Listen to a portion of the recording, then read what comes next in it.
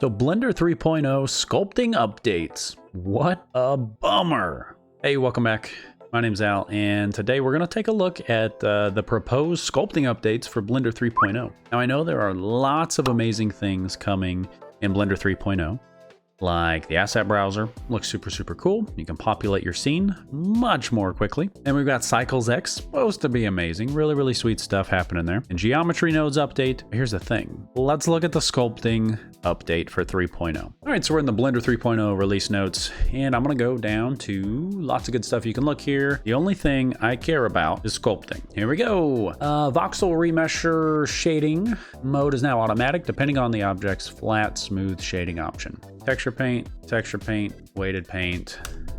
Help me understand this. Is this all? I know that a few months ago, I was informed that Pablo, the main sculpting programmer guru for Blender, left the Blender Foundation and he's not there anymore. But it's also my understanding based on this that they have not found a replacement, which is a huge bummer. If you're looking forward to some awesome improvements in sculpting or new tools or anything like that, please tell me I'm wrong, because looking at this, all my research, I don't think there's anything other than this that's heading our way for sculptors.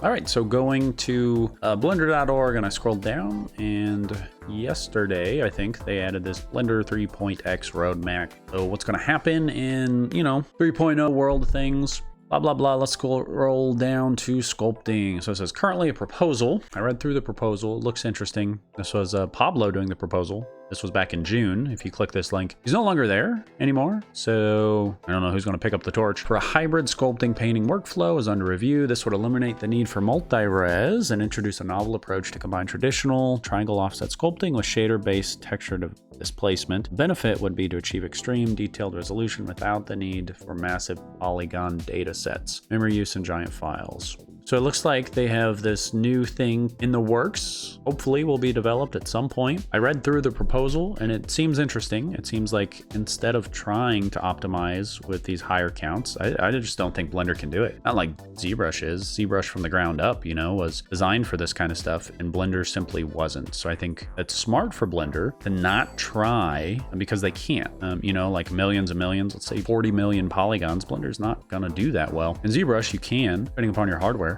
But I guess it's smart. I can't see their vision entirely. And ultimately, it's a huge bummer that there's essentially zero updates in sculpting for Blender 3.0.